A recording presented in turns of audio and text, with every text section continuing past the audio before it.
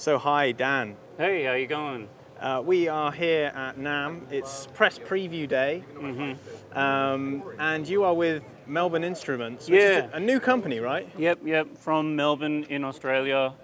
This is our first device, our first instrument of many, and yeah, just thought we'd do something new. So this is Nina then? Yep, this is Nina, causing a bit of a storm because of this trick. So something that's been missing from synths for a few decades, ever since we could automate and do patch recall and things reasonably automatically, there's been a kind of a disconnect between the control panel and the state of the synthesizer. So we kind of just finally solved that problem by adding motorized rotary encoders. So that's basically how they work right there. So if I do a patch recall on this, or like just go flick through a few patches, you see they all update silently. And it's really quick as well. Yeah, it's fast, it's silent. We had to make these components from scratch. There's something that never really was feasible before. It's only in recent years with the drone industry really pushing the manufacturing of small electric motors to another level that suddenly this became possible. And that's kind of just something that happens in tech. We finally could solve that problem, so we did it. And and apart from that, it's a 12-voice synth.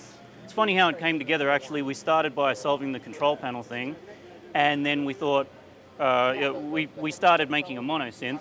And then once we kind of refined that design, we realized, hey, what the hell, why don't we put 12 voices in this thing? So it kind of turned into a bit of a beast. Is it analog or digital or what's it? Analog? Well, it's both. Right. So the idea is, also you can't see it through the camera, but if you feel these controls, they're like analog pots. They're not like regular encoders in that they have the same kind of precision, effectively the same precision as an analog pot, and they feel the same, but they are just actually an encoder. And so we have a central computer, which is actually a Raspberry Pi, with a kind of a software architecture so that people can hack this, maybe make some new software for it, create some different instruments with it. So it's really made out of three components. It has a hardware synth inside it that has analog filters and oscillators. Then it has the computer section, and then it has the control surface, and just packed into a box. So should we just hear a bit of it before we get really into the kind of controls and stuff? All right. So kind of analog sound that you'd expect.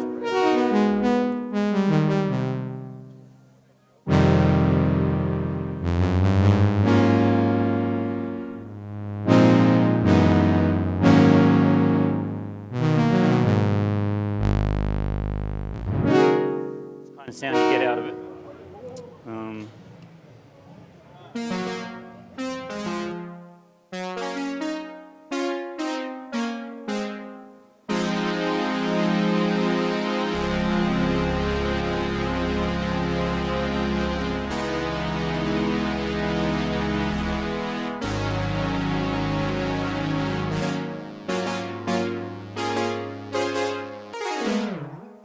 So talk us through the architecture then. What have we got going on in terms of controls and stuff? You mean as far as the synth component is concerned? Exactly, yeah. All right, so there's a combination of analog oscillator, all right, which if I can show you a trick, so you probably, like in recent years it's become a trend to blend sawtooth or ramp oscillators, triangle oscillators, square and pulse oscillators together to get, different waveforms. But we've created a triangle oscillator here. If I just give you that sound, right? So this thing here is actually, that's a triangle, right?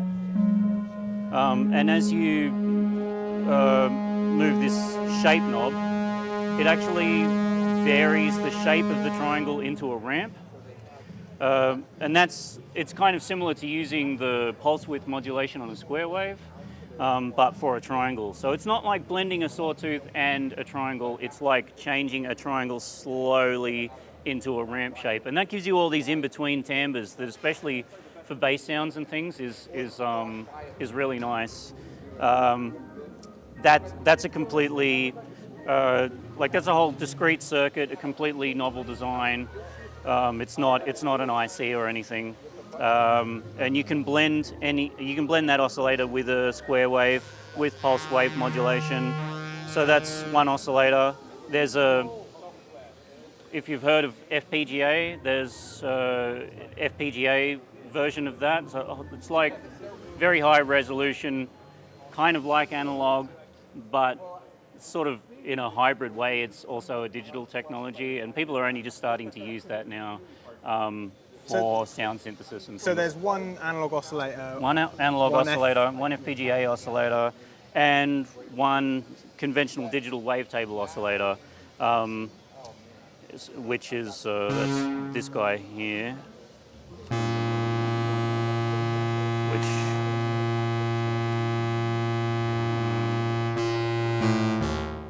which we're still stuffing with waveforms, but you've got that. You've got a noise source. You've got this. I don't know if anyone remembers the realistic Moogs, the ConcertMate MG1 keyboards, but there's a particular sound on those that is kind of interesting. That we're a fan of, and we chucked one of those in there. It's actually an XOR of oscillator 1 and 2. It's kind of a ring modulator type sound. So you've got the three oscillators. You've got a sub-oscillator for the analog oscillator. You've got a hard sync for the second oscillator, sync that to the first one. The filters are 4-pole transistor ladder filters, like old Moog filters, with a really, really wide dynamic range and really huge drive adjustment. So you can go from an unsaturated smooth sound through the filter to driving the absolute hell out of the filter. So it sounds like you're going through a really lush fuzz pedal, and that's per voice. So you can get those kind of sounds where you drive all 12 voices really hard with the crazy mix of, the different sounds. And the other great trick that we can do now, because you have this control panel system, is with the modulation. So if you hit this mod button, now the control panel shows you how much of any selected modulation source you're sending to any particular parameter. So here, it's not all mapped out on the control panel yet, because this is still a prototype. But if I select the LFO and then I use this knob here, I can change how much LFO I'm sending to oscillator 1 tune. This is how much LFO I'm sending to oscillator 2 tune, and so forth, and to the filter, etc. So it has a massive modulation matrix. You can select assignable CV ins, which double as audio ins. It seems quite quick to obviously map those if you're just you're selecting the modulation source and then just moving the parameters. That's the thing. So you just more like a kind of soft synth way of doing things, right? Yeah. In that way. Yeah. Well, it's like that's one of the difficult things with a synth. If you're not going to break everything out into patch points and then plug one thing to another and then run things into mixers and do all that kind of like what you do basically with modular systems. If you're going to do that in a box or in an instrument like this, it's a really hard problem to solve. And so that's about as easy and fast as it can get. Basically, just hitting mod, turning a couple of dials. You change the whole modulation matrix that way. You can send anything to anything. You can even modulate the modulation, the LFO amount can self-modulate, or it can modulate its own rate. You can do all that kind of feedback. It's pretty wild. And the final sort of big trick with this thing is if you have an A patch and a B patch, right? So at any time when you're playing, you can have a second, kind of like a compare button on plugins. And part of what we are trying to do here is bridge the gap between having an analog kind of tactile instrument that sounds and feels like playing something analog. And that's the other thing about motorized controls, is you can actually just close your eyes, reach for things, feel. It responds like a pot. It's very, very sensitive. It's not like encoders. But you can still sort of have an A and B compare state, so you can make adjustments, compare A to B, flick between the two. And the other trick is if you pick a patch, like, hang on, I'll go to, thank you, and this one. You can blend as you play, and have this assigned to a modulation wheel, for example, and use it for expression, but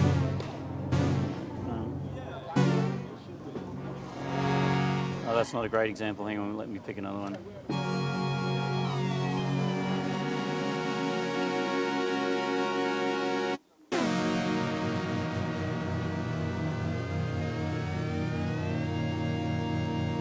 Between the two sounds like that, which is one of the tricks that kind of gets people excited at the moment. Yeah, sure is something nice to look at when you see all those knobs moving at the same time. Yeah, and you can make some really cool sounds doing that as well. So in terms of modulation, we've got how many LFOs? So it's got one LFO, it's got a few CVNs, it's got the two envelopes, of course. And the envelopes, obviously we've got one for the amp, and then it looks like one for the filter as well, right? Yeah, there's two to pick from.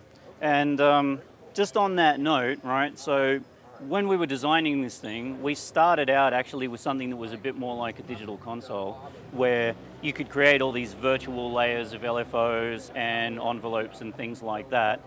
And theoretically, you know, if anyone takes the time, or we take the time later to make different versions of the instrument, you can define all of that in software. So if you wanted to, you could make this thing have, you know, 4 LFOs, and we're considering maybe having an option to be able to select different LFOs and like have more than one. But in the end, to achieve having just a good instrument, kind of like if you play an old Mini Moog or a Voyager or something like that, it's nice to just have a workable setup for the voice that's familiar.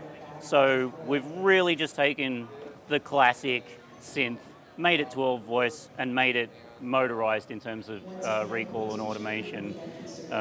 That's the main goal here, and so basically that's what it is. But with full modulation, sort of from anything to anything kind of capability, quick to play with the morphing, all that kind of stuff. The other thing about this, just quickly, connectivity-wise, you can connect this device as if it's a USB MIDI class compliant device. That's also going to have other things, you know, other tricks it can do. Or you can connect USB MIDI controllers directly to it. Plus it also has DIN MIDI, so... So it can work as a MIDI host then? It works as it works as a host to any class compliant MIDI controller, so you don't actually... That's the other thing, we didn't want you to have a laptop or anything, so you can run this thing completely self-contained with modern instruments, do modern things. You don't have to have a DAW connected or anything like that. But you can connect it directly from your laptop. So have we got any effects on board, or? It has effects on board. They're not running yet. What you're seeing is still is like our production prototype, but we're still, you know, Brilliant. hammering out the code for some of those things. So, big question. Yep. What's the price? Yeah, knew that. Or was do we have a final price? We can't give you a final price yet, but we can say, you know, it's obviously not going to be the price of like a budget synth module, but if you were looking at comparable synth modules, it's in that price range, and I'd say probably cheaper than you expect.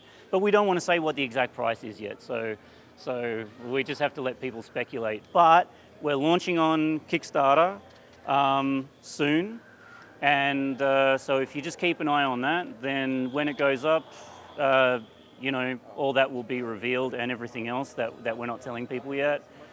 Plus, there will be an early bird deal, so there'll be a pricing tier, and everyone who jumps in early will get it at a massive discount. So, heads up.